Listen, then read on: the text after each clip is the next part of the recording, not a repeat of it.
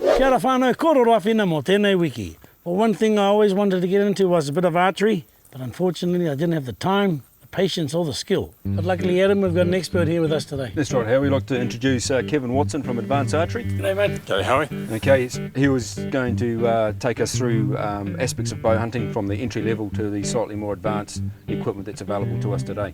Choice, mate. So as me as a novice, a beginner, what would you recommend me purchase? Well, Harry, I recommend that you start off with a compound bow. Compound, what's that mean? Well, this is a compound bow here, and a compound basically is called that because it has wheels at both ends. And as opposed to the traditional single string bow, this has got 3 strings. So when you pull the bow back like this here, all the weight's here, but when you get all the way back, you only hold 1/3 of the weight. Makes it very easy to hold, very easy to aim.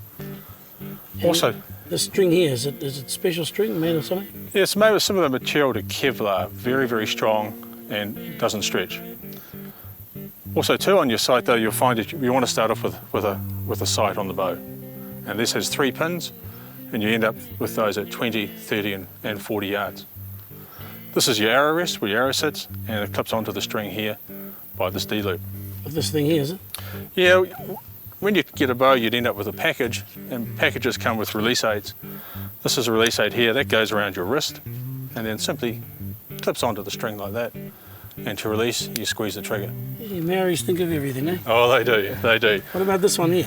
Well, this one here is another compound bow, slightly better performance out of this bow, a little bit quicker than this bow, so it has more energy, which means that you can fire an arrow at the same speed out of this bow than that one, but at a much lower poundage.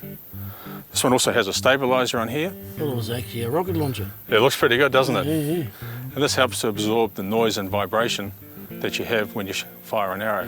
So it makes the bow a little bit quieter, which is ideal for bow hunting. Now, how would you, whilst hunting, how would you carry that? Well, there's 2 ways I like to carry my bow. The first way is have the bow down like that, and that gets any vegetation out of the way, and usually have that down by my hip. And the other way is to carry it by the string. Same deal here, just have it down there by your hip. Makes getting through the bush quite easy. Now, in terms of cost, is there a difference between the two? Oh, there is. Normally you'd start off with a package that they start around about $700. This one here is around about $1,000. And this package here, with the more features the bow has, you're talking about $1,400. Is that all? That's not bad. Might buy me a couple. That'd be good. Now, see, you got a variety of different arrows there. These are today's arrows. Now, this is an aluminium arrow, and this has pretty well replaced the wooden arrows of the days gone by. But now that aluminium arrow is also becoming obsolete, with people opting for carbon arrows. And carbon arrows are nice and light, very strong, and a really good feature here is you can bend them like this, and they'll return to being perfectly straight. If you did that with that arrow there, the aluminium, it would stay bent. There you go, Howie. Next week we'll go into a little bit more detail on arrow selection and arrow heads for our game hunting. Thank you, Kevin.